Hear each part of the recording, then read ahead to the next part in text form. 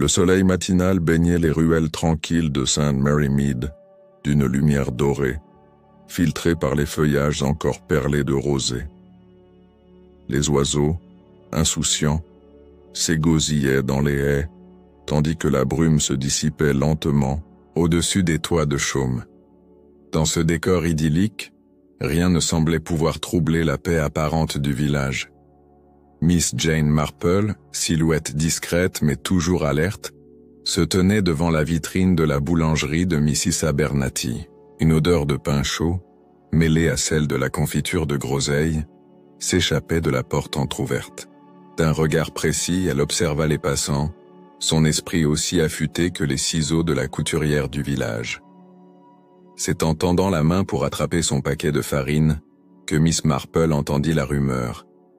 Rex Fortescue, riche industriel, londonien, venait d'être retrouvé mort à son bureau. La nouvelle, murmurée par 2 clientes, semblait incongrue dans ce cocon champêtre.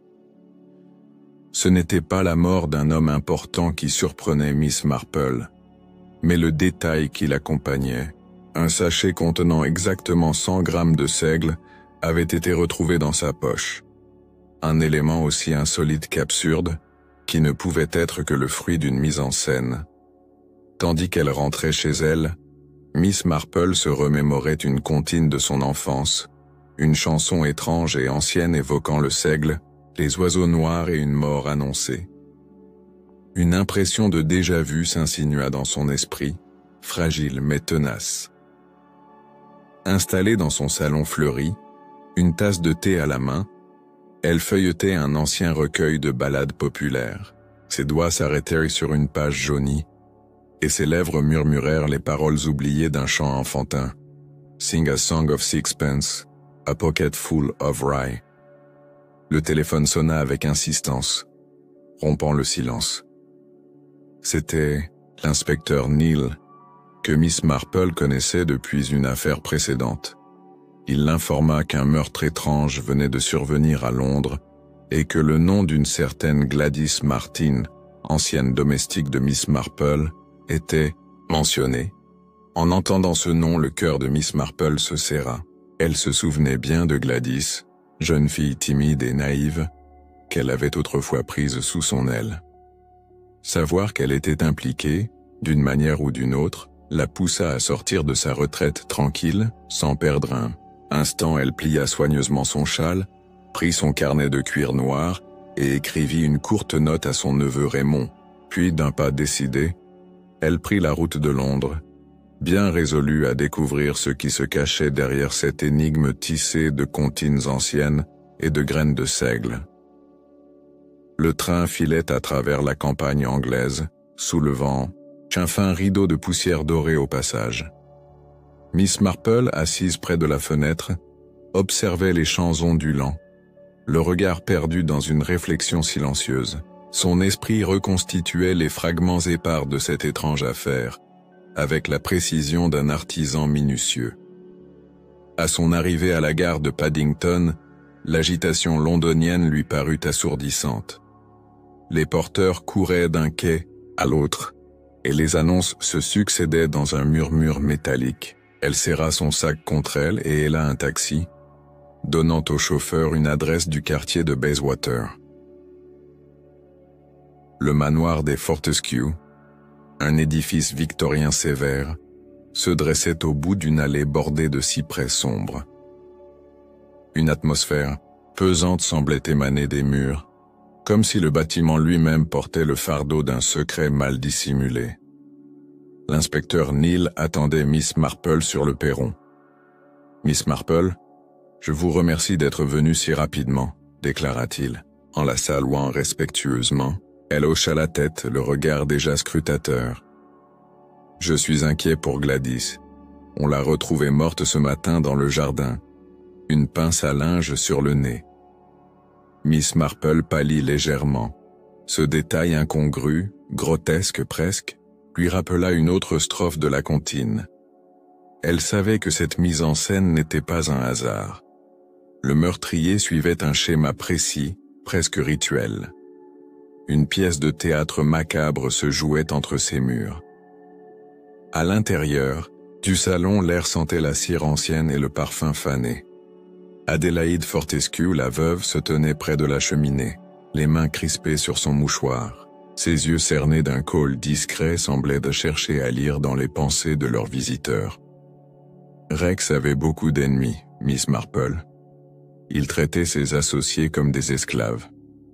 Et cette histoire de seigle, je n'y comprends rien, dit-elle d'une voix tremblante.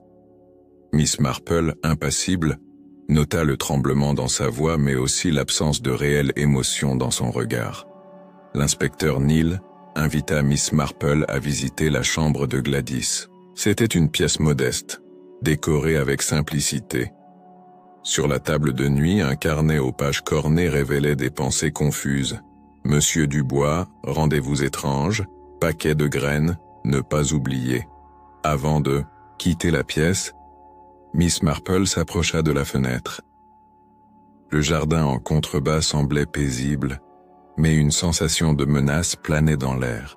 Elle chuchota pour elle-même, « Chaque détail compte, et celui qui a semé ce seigle sait exactement ce qu'il fait. » Le lendemain matin, une brume légère flottait au-dessus du jardin des Fortescue, enveloppant les buissons taillés, de forme fantasmagorique.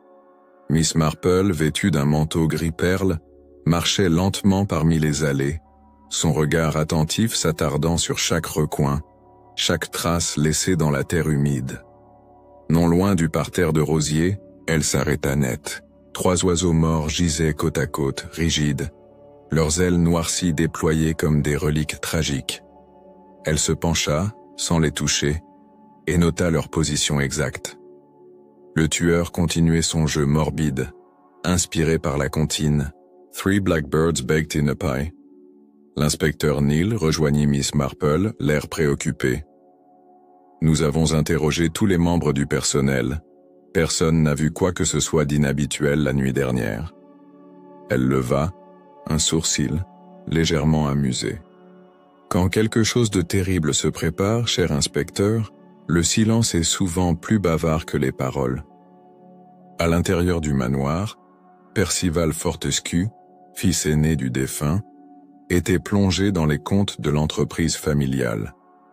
Grand, sec et froid, il semblait plus préoccupé par les pertes financières que par la mort de son père ou de la servante.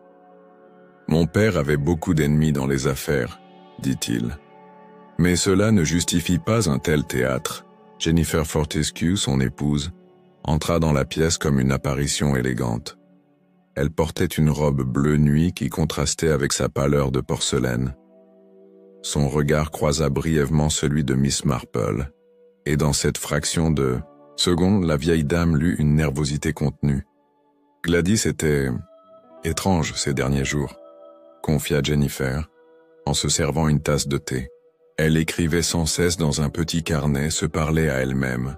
Elle semblait persuadée que quelque chose de terrible allait se produire. Miss Marple hocha doucement la tête, pensant à la naïveté de la jeune domestique. Damon. Retour dans sa chambre d'hôtel modeste, Miss Marple relut les notes de son carnet personnel. 3 morts, écrivit-elle. Tous liés à une ancienne comptine, une mise en scène. Le tueur suit un plan. Gladys savait quelque chose. Mais quoi? Elle relut plusieurs fois la phrase. Monsieur Dubois, rendez-vous étrange. Nom Dubois revenait sans cesse. Ce n'était pas un membre de la famille Fortescue. Un pseudonyme peut-être? Ou un homme venu de l'extérieur, dont la présence inquiétait Gladys. Miss Marple décida de parler à Mary Dove, la gouvernante, une femme discrète au regard calculateur. Dans le couloir principal, un tableau attira son attention.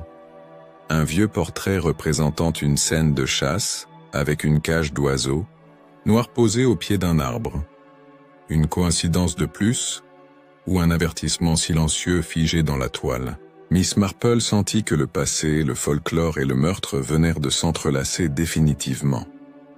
Le vent s'était levé sur Londres, charriant dans les rues une fine poussière de cendres et de secrets. Miss Marple, toujours accompagnée de son parapluie aux manches de bois, frappa discrètement à la porte du bureau de l'inspecteur Neal. Il l'attendait avec des résultats d'analyse entre les mains. « L'autopsie confirme ce que nous soupçonnions », dit-il d'un ton grave. « Rex Fortescue est mort empoisonné, à l'arsenic. D'après le médecin légiste, la substance était dissimulée dans une confiture de figues qu'il a consommée au petit déjeuner. » Miss Marple fronça les sourcils, pensive. Un poison lent, choisi avec soin. Ils discutèrent ensuite de la gouvernante Mary Dove. Intelligente, cultivée, mais distante. Elle dirigeait la maison avec une autorité discrète, presque invisible. Miss Marple décida qu'il était temps de la rencontrer dans un cadre plus personnel, loin des regards de la famille Fortescue. Le salon des domestiques était bien tenu, orné de quelques plantes en pot et de coussins tricotés. Mary Dove y préparait du thé avec des gestes précis. Gladys était instable, dit-elle, en fixant la théière. Elle avait peur. Elle a même refusé de me dire pourquoi elle avait demandé un jour de congé la semaine dernière. Miss Marple s'étonna. Ce jour de congé n'avait pas été mentionné auparavant. Que faisait Gladys en dehors du manoir? Et surtout, qui avait-elle rencontré? Le carnet mentionnait un rendez-vous, et l'ombre du mystérieux monsieur Dubois grandissait. De retour dans le bureau de Rex Fortescue, Miss Marple examina les objets personnels du défunt. Un tiroir fermé à clé attira son attention. À l'intérieur, elle découvrit une enveloppe scellée adressée à un notaire et contenant une clause de testament modifiée récemment. Rex prévoyait de déshériter l'un de ses enfants. L'enveloppe ne précisait pas de nom, mais cela suffisait pour créer un mobile. Elle fit part de sa découverte à Neal, qui confia que le jeune Lance Fortescue, fils cadet, venait d'arriver d'Afrique du Sud. Son retour précipité soulevait des interrogations, acte de deuil sincère ou peur de perdre sa part d'héritage. Miss Marple s'accorda une promenade dans le jardin. Près du massif de lavande, elle aperçut une épingle à cheveux en nacre, délicatement posée sur la terre meuble. Ce détail féminin n'avait rien à faire là. Elle le prit entre ses doigts gantés et le rangea dans son sac, convaincue que cela deviendrait une pièce du puzzle. Le soir, dans la solitude de sa chambre, Miss Marple écrivit dans son carnet. L'empoisonnement était une œuvre réfléchie. Le seigle, les oiseaux, la pince à linge.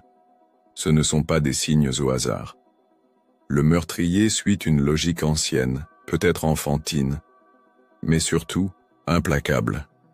Puis elle ferma les yeux, déjà certaine qu'un quatrième acte allait bientôt se jouer. Le soleil du matin baignait le hall du manoir Fortescue d'une lumière dorée, douce mais trompeuse. Lance Fortescue venait d'arriver, un homme aux allures cosmopolites, vêtu d'un costume clair et d'un sourire charmant, que Miss Marple reconnut aussitôt comme étant celui d'un homme habitué à masquer ses véritables intentions. « Miss Marple, je suis ravi de faire votre connaissance. Mon père avait souvent des opinions, tranchées, mais je n'aurais jamais imaginé cela. » Son ton était poli, mais trop contrôlé. Elle lui tendit la main, notant la légère crispation. Au moment du contact, au déjeuner, l'atmosphère était tendue. Percival évitait le regard de son frère. Jennifer gardait un silence distant, et Mary Dove s'efforçait de maintenir une apparence de normalité. Miss Marple observait chaque échange de regards, chaque mouvement de sourcils, attentive à l'invisible. Lance prit la parole. « Je suis revenu pour aider. Peut-être que ce drame était prévisible. Mon père s'était fait de nombreux ennemis, même dans cette maison. » Il lança un regard ambigu à sa belle-sœur, qui détourna les yeux vers son assiette. La tension était palpable. Après le repas, Miss Marple s'isola avec l'inspecteur Neal dans la bibliothèque. « Vous avez remarqué le regard de Lance lorsqu'il a mentionné sa belle-sœur » demanda-t-elle. Je le soupçonne de savoir bien plus qu'il ne dit. Ce sourire, c'est un masque, pas une émotion. Ni l'acquiesça. Nous avons découvert qu'il avait récemment contracté des dettes importantes en Afrique du Sud. Ce retour rapide coïncide étrangement avec la modification du testament. Il se peut qu'il soit revenu non pas pour le deuil mais pour sauver sa situation financière. Dans le bureau de Rex, Miss Marple retrouva la gouvernante. Elle lui montra l'épingle à cheveux trouvée dans le jardin. Mary la reconnut aussitôt. Ce n'est pas à moi. Mais elle ressemble beaucoup à celle que Jennifer porte lorsqu'elle s'occupe du jardinage, ce qu'elle fait rarement, pourtant. Le mystère s'épaississait. Pourquoi Jennifer aurait-elle été dans le jardin à l'heure du meurtre de Gladys? Et pourquoi Gladys aurait-elle noté un rendez-vous suspect la veille? Miss Marple retournait chaque hypothèse dans son esprit, comme les pages d'un roman policier qu'elle seule pouvait achever. Le soir, une lettre anonyme fut glissée sous la porte de l'inspecteur. Elle disait « Tant que vous chercherez dans les affaires du présent, vous ne trouverez rien. C'est le passé qu'il faut réveiller. » Le ver était déjà dans le fruit avant même que le seigle ne soit semé. Une énigme inquiétante, mais révélatrice. Le tueur connaissait bien ses cibles et leurs anciens péchés. Ce matin-là, le manoir semblait plus silencieux que d'ordinaire. Une lourdeur planait dans les couloirs, comme si chaque pièce retenait son souffle. Miss Marple, installée dans la véranda, relisait la lettre anonyme à la lumière du jour, chaque mot semblant chargé d'un poids ancien. « Le passé », murmura-t-elle pensive. Elle demanda à parler à l'ancienne cuisinière du domaine, Mrs. Crump, désormais retraitée mais encore alerte. Installée devant une tasse de thé fort, la vieille femme confia « Ah, mademoiselle Gladys, elle n'avait pas l'habitude de mentir, mais elle avait peur, je le sentais. » Mrs. Crump raconta qu'avant d'entrer au service des Fortescue, Gladys avait travaillé pour une autre famille, les Mackenzie. Le nom fit frémir Miss Marple. Le capitaine Mackenzie était un associé de Rex Fortescue, mort dans des circonstances troubles au Kenya, 20 ans plus tôt. Intriguée, Miss Marple questionna Lance à ce sujet. Le capitaine Mackenzie, un homme rigide, un vieux militaire, il est mort d'une fièvre tropicale, du moins officiellement. Mon père ne parlait jamais de lui. Pourtant, son regard s'était assombri à l'évocation du nom. Plus tard, dans le grenier du manoir, elle découvrit une malle couverte de poussière. À l'intérieur, des documents anciens, lettres, photographies et un journal intime appartenant à la défunte épouse de Rex. Une note attira son attention. Il ne lui a jamais pardonné, mais elle l'a trahi par loyauté, pas par amour. Ce fragment de passé évoquait une trahison, un amour interdit peut-être, ou un acte de justice. L'hypothèse d'une vengeance remontant à 2 décennies prenait forme dans l'esprit méthodique de Miss Marple. Le crime récent n'était peut-être qu'un écho soigneusement orchestré d'un drame plus ancien. L'inspecteur Neal fit irruption dans la pièce. Miss Marple, une nouvelle victime, c'est Miss Ramsbottom. La sœur aînée de la première femme de Rex Fortescue avait été retrouvée morte dans sa chambre, la main crispée sur une poignée de graines noires. Du seigle, souffla Miss Marple. Encore. Le tueur suit son scénario jusqu'à la dernière strophe. La comptine des oiseaux noirs, de la confiture, du seigle et des rois empoisonnés. Le passé et la poésie enfantine devenaient les piliers d'un meurtre prémédité avec une précision effrayante.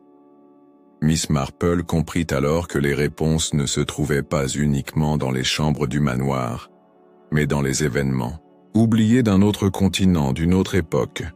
Le poison, le seigle, les symboles n'étaient que la façade. La véritable raison dormait dans une injustice enterrée vivante, et elle était prête à ressurgir. La pluie battante tombait sur les vitres du manoir Fortescue, donnant au décor une tonalité mélancolique. Dans le grand salon, les membres, de la famille étaient réunis pour l'annonce de la mort de Miss Ramsbottom. Tous semblaient abasourdis, sauf un. Miss Marple observa attentivement les visages. Seuls les coupables savent déjà ce qui s'est passé. Jennifer, en pleurs, murmurait. Elle était comme une grand-mère pour moi, mais Miss Marple nota que ses yeux restaient secs. Percival, lui, restait de marbre, jouant nerveusement avec sa montre à gousset. Lance, quant à lui, semblait sincèrement. Dans la chambre de la victime, Miss Marple examina la scène. La main crispée tenait en effet du seigle, mais ce n'était pas un geste accidentel. Les grains avaient été soigneusement déposés. Sur la table de chevet, un livre de contes d'enfance était ouvert à une comptine familière. 3 oiseaux noirs, 1 pour le chagrin, 2 pour la joie, 3 pour une lettre d'adieu. Miss Marple connaissait les variantes. Le tueur jouait avec les symboles, mais dans ce jeu morbide, chaque indice était soigneusement choisi. Ce n'était plus un simple meurtre, c'était une mise en scène destinée à humilier ou venger. L'inspecteur Neal, désormais convaincu de la profondeur de l'affaire, permit à Miss Marple d'interroger Gladys sur son passé, grâce à l'intermédiaire d'une amie de l'orpheline. Celle-ci confia que Gladys avait été séduite autrefois par un homme plus âgé, charismatique, qu'il avait abandonné après avoir promis de l'épouser. Le nom de cet homme, vaguement mentionné, était Albert Evans. Miss Marple fit immédiatement le lien avec un pseudonyme. Elle soupçonnait qu'il s'agissait de Rex Fortescue lui-même. Il aurait pu profiter de la naïveté de la jeune fille, puis l'écarter sans scrupule. Voilà un mobile ancien, mais brûlant. Plus troublant encore, Miss Marple découvrit dans le jardin une boîte d'allumettes portant le logo d'un hôtel du Devon. Or, cet hôtel était connu pour avoir accueilli, 20 ans plus tôt, les négociations financières entre Rex Fortescue et un certain capitaine Mackenzie, peu avant la ruine de ce dernier. En reliant tous ces éléments, Miss Marple esquissa un schéma. Rex Fortescue avait causé la mort sociale, voire réelle, de Mackenzie. Sa fille, encore jeune à l'époque, aurait grandi avec ce poids. Et si elle s'était infiltrée dans la maison, sous une fausse identité? La vengeance d'un enfant blessé devenu adulte, 3 morts. Et toujours pas de fin à cette comptine, murmura Miss Marple au crépuscule. Elle savait qu'un dernier verre devait encore être joué. Mais elle ignorait encore si elle aurait le temps de l'empêcher. Le meurtrier était toujours là. Et il ou elle n'avait pas encore terminé son œuvre. La nuit était tombée sur le manoir Fortescue, enveloppant les murs de pierre d'un silence chargé d'angoisse. Dans la bibliothèque, Miss Marple étudiait les notes laissées par l'ancienne épouse de Rex, retrouvées dans la malle du grenier. Les mots y dessinaient une femme rongée par la culpabilité, consciente des manigances de son mari, mais incapable d'y mettre fin. Il a trahi le capitaine Mackenzie pour l'argent et a séduit leur fille par jeu cruel, disait une ligne tremblante. Voilà donc le noyau du mobile. Une enfant orpheline, humiliée, élevée dans la douleur, nourrissant une seule pensée, réparer l'injustice.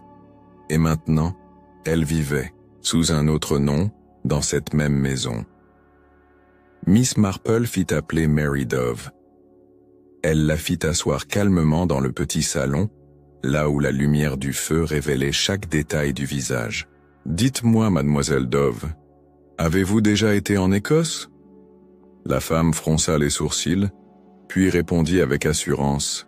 « Jamais. Pourquoi ?»« Parce que la fille du capitaine Mackenzie a grandi là-bas.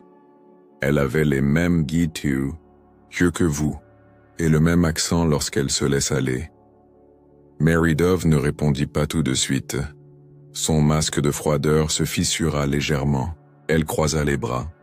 « Vous n'avez aucune preuve. »« Les preuves viendront, » répondit Miss Marple. « Mais ce qui m'importe, c'est ce que vous avez fait de votre vie. Vous avez approché votre ennemi, travaillé dans sa maison, gagné sa confiance et attendu. Vous avez vu la douleur de Gladys, vous l'avez reconnue comme victime. Et pourtant, vous l'avez sacrifiée pour votre plan. Mary se leva lentement, les yeux brillants. Rex Fortescue a détruit mon père. Il a volé sa mine, son honneur et sa vie. Ma mère est morte de chagrin. Il méritait de payer. Et les autres n'étaient que des dommages collatéraux. Je n'avais pas le choix. Sa voix tremblait, mais elle restait fière. Miss Marple soupira doucement. Il y a toujours un choix. Vous êtes devenu ce que vous haïssiez. Et Gladys, cette jeune fille naïve, n'a rien fait contre vous. Elle méritait la justice, pas la vengeance. Mary ne répondit pas. Dans le couloir, on entendait déjà les pas de l'inspecteur Neal qui arrivait pour l'arrêter. Tandis que Mary Dove était conduite hors du manoir, Miss Marple s'approcha du jardin.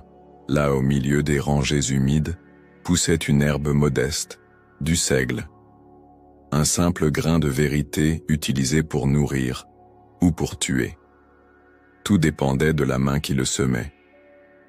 Dans la brume du matin, alors que les oiseaux commençaient à chanter à nouveau, Miss Marple observa le manoir s'apaiser. 3 morts, une vérité révélée, et un long silence à venir.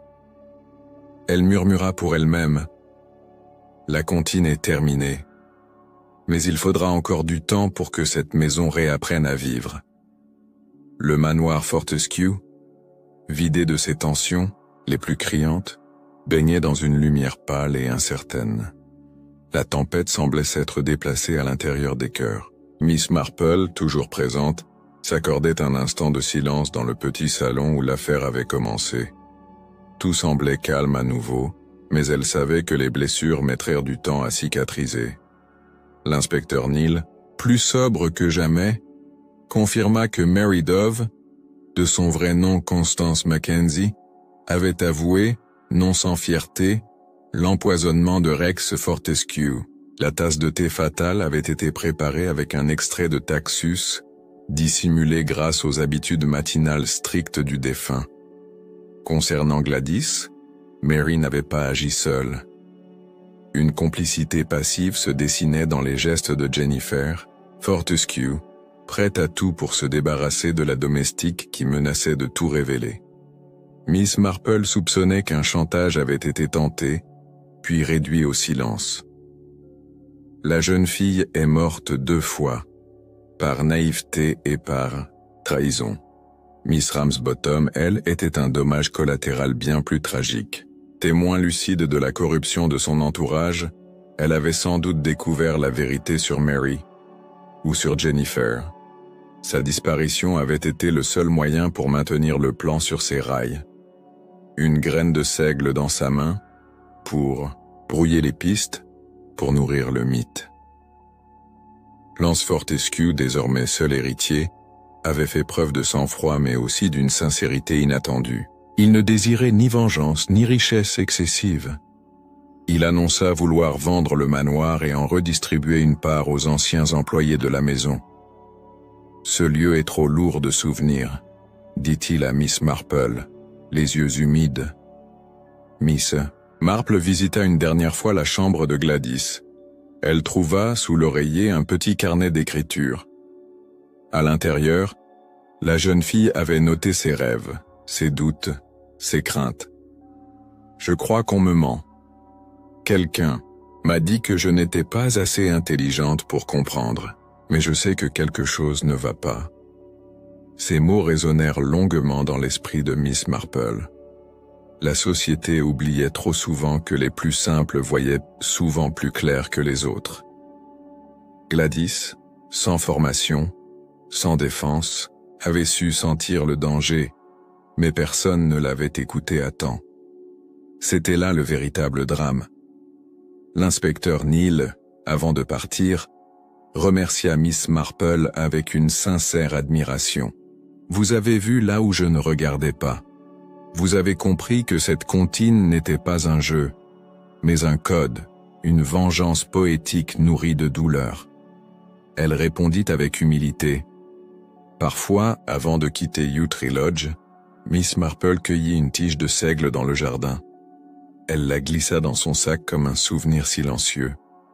Non pas du crime, mais de la vérité semée à travers les siècles. Une injustice peut germer, en silence, mais elle fleurit toujours un jour, sous les yeux de ceux qui savent regarder. Quelques semaines s'étaient écoulées depuis les événements tragiques de Yew Tree Lodge. Le manoir avait été vidé de ses meubles, les volets clos, comme pour fermer à jamais un chapitre teinté de noirceur. Miss Marple, de retour à St. Mary Mead, savourait le calme relatif de son jardin, bien que son esprit restât agité par les souvenirs de cette affaire. Elle tenait entre ses doigts la tige de seigle qu'elle avait ramenée. Elle l'avait plantée dans un petit pot, à l'écart de ses rosiers. Ce n'était pas un hommage au crime, mais une manière à elle de se rappeler que la vérité, comme toute plante, demandait patience, observation, et parfois, une main ferme pour arracher les mauvaises herbes. Une lettre arriva, rédigée, de la main de Lance Fortescue. Il y exprimait sa gratitude mais aussi son trouble. Grâce à vous, les ombres se sont dissipées. Pourtant, je ne trouve ni joie ni réconfort dans l'héritage de ma famille. Peut-être que la véritable justice serait de reconstruire quelque chose de plus juste sur ces ruines. Miss Marple répondit brièvement. Le passé ne peut être défait, mais le présent vous appartient. Faites en sorte que le nom Fortescue ne rime plus avec cupidité, mais avec réparation. Elle savait que c'était là tout le poids de ceux qui survivent. Porter les cicatrices de leurs aînés sans les laisser empoisonner l'avenir. L'inspecteur Neeley lui rendit visite un dimanche. Autour d'un thé au jasmin, il confia à Miss Marple qu'il doutait parfois de la justice, trop lente ou trop aveugle. Elle répondit « Ce n'est pas la justice qui est aveugle, mon cher. Ce sont les hommes qui refusent souvent de regarder. » Il acquiesça, songeur devant tant de sagesse tranquille. Le cas de Mary Dove fut largement médiatisé. Certains y virent une héroïne tragique, d'autres une criminelle sans remords. Miss Marple, elle, gardait une vision nuancée. Elle a agi par douleur, mais la douleur n'excuse pas tout. La vengeance est une graine stérile, qui ne donne que du chagrin. Une stèle fut installée au cimetière de St. Mary Mead à la mémoire de Gladys Martin. Miss Marple s'y rendit un matin d'avril, accompagnée de quelques anciens du village. Sur la pierre, elle fit graver « Elle savait, mais personne n'a écouté. Puisse-t-on prêter l'oreille au cœur simple ?» Ce fut son dernier acte pour la jeune domestique oubliée. Tandis que le printemps s'installait, les jours devenaient plus clairs, et la tige de seigle dans son pot verdissait. Miss Marple la regardait grandir, symbole discret d'une affaire close, mais jamais vraiment effacée. Chaque grain contenait une leçon, chaque meurtre une histoire que l'on doit comprendre pour ne pas la répéter. Assise dans sa véranda, une tasse de thé fumante entre les mains, Miss Marple ferma les yeux un instant. Les oiseaux chantaient. Dans le jardin, les roses s'ouvraient doucement et dans cette paix retrouvée, elle murmura « 100 grammes de seigle, une comptine, 3 morts et un peu de justice. C'est tout ce qu'on peut espérer. »